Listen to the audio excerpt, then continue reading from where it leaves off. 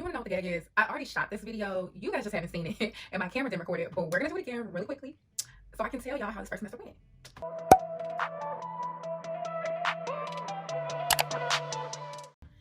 Hey guys, welcome back to my channel. It's Ash the Med Bae.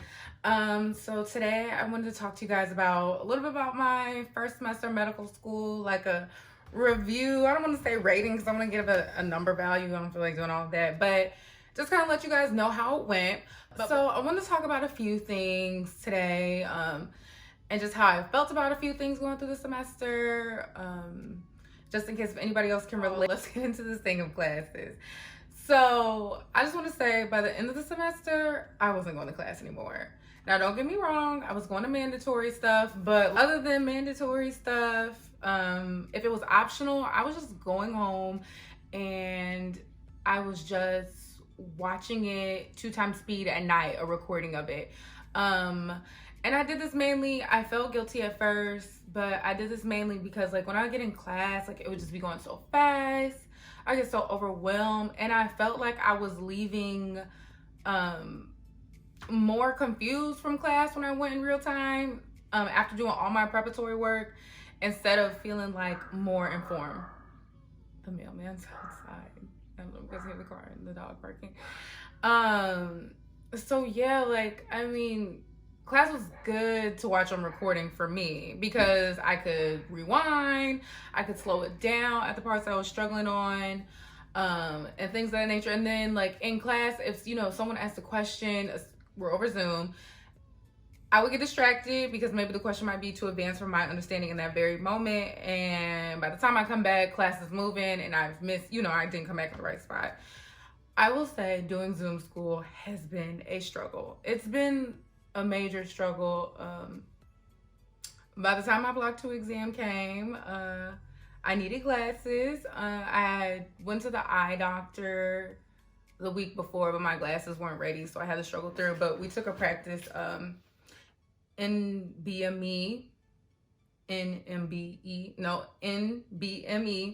exam. So by the time that came around, I had my glasses. But let me tell you, like, I would get done some days and my eyes would hurt so bad. And I started to feel really scared because I'm like, I feel like I'm not getting through as much material as I was at the beginning of the semester without my eyes hurting and things of that nature. Like when I would go out in the evening, maybe to run to the grocery store, get little things that I need, it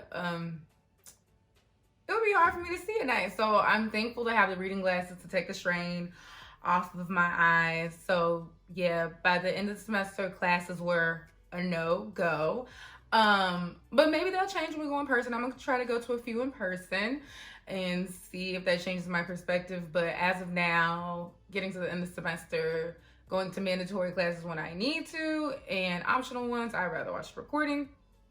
And also, don't get me wrong, sometimes classes are like 3 hours long.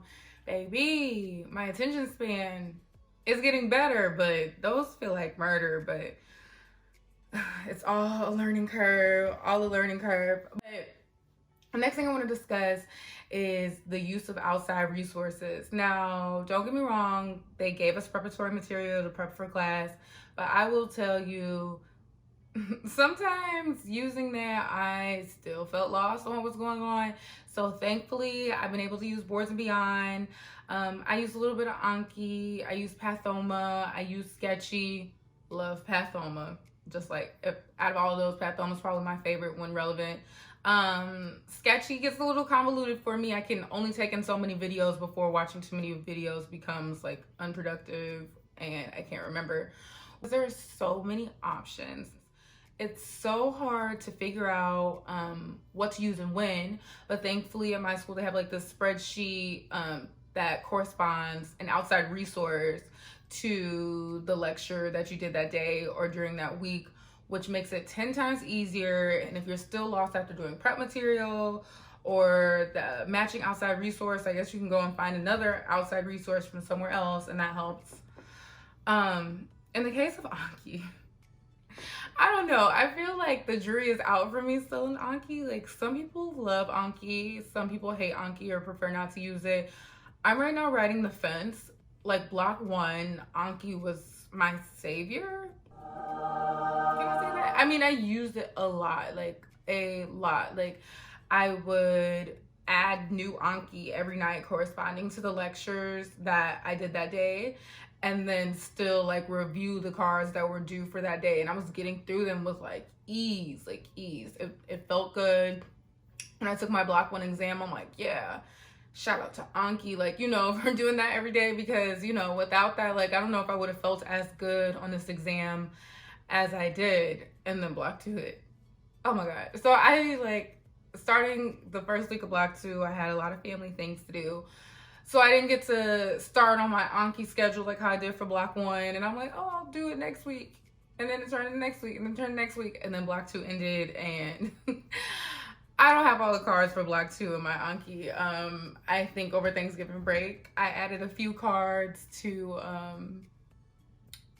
like really go over the things I was struggling with before the block two exam and why I had that downtime during Thanksgiving break. But other than that, they're like probably like a good, probably out of the 6 or 7 week block two, I probably have 3 weeks worth of Anki material and another 3 weeks that aren't accounted for it. And I also didn't feel that bad on my block two exam. So I don't know, it felt like Anki felt more of a hassle at a certain point in block two. It kind of just made me feel guilty for no reason, because I was learning the material and I felt good about it. So like, I don't know if any other med students or aspiring med students struggle with that, with using Anki or any other resources. Like, you feel like you know the material enough, but you feel kind of guilty deep down inside that you're not taking advantage of all the things that you used to use before. So another thing about the first year of med school, which is probably different for the class of 2024, starting this year, is doing it over Zoom.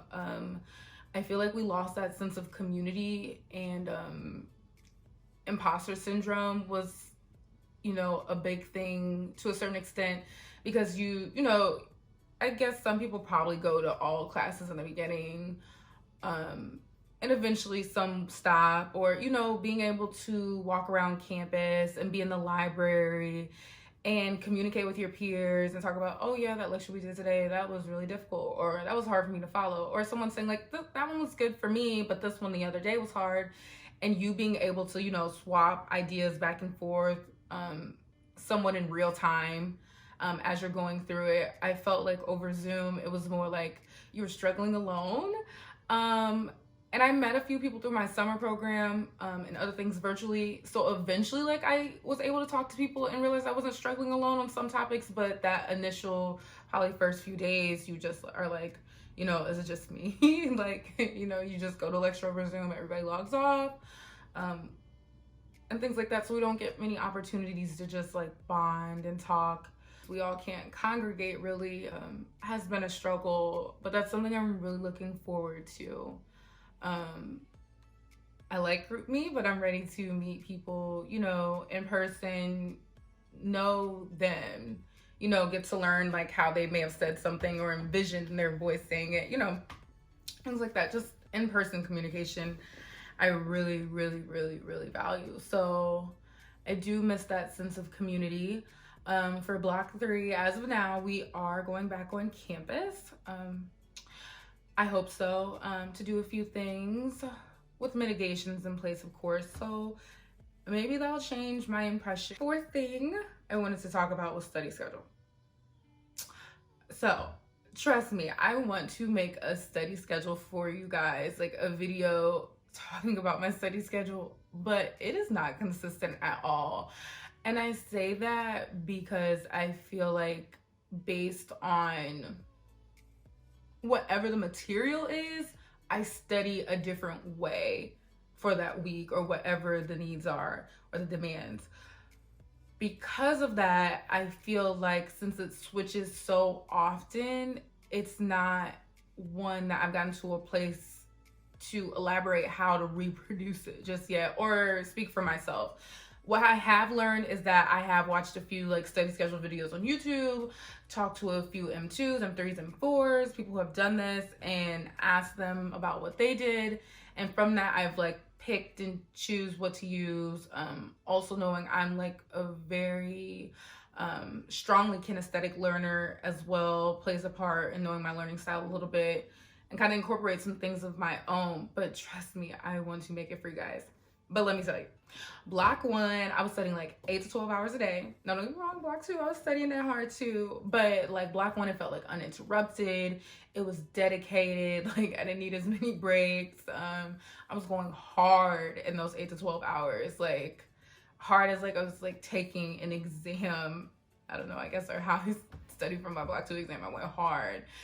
And then block 2 came, and like I said, I had family stuff the first week, and then second and third week we got hit with bacteria and fungi like out of this world. Like that was super overwhelming, so that like knocked me off my feet a little bit.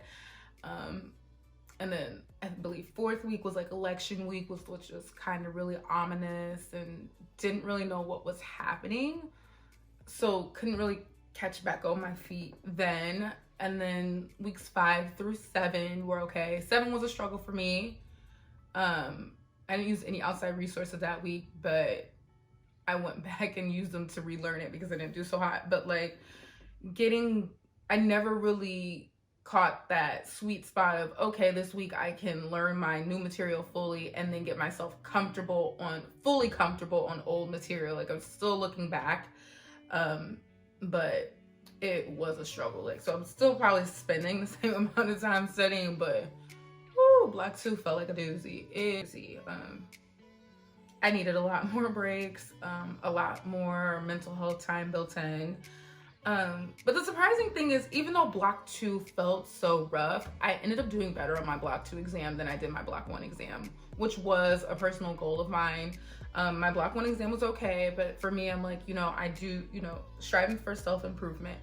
I want to do better on my next exam. So I did hit that personal goal of mine, which made me feel really good.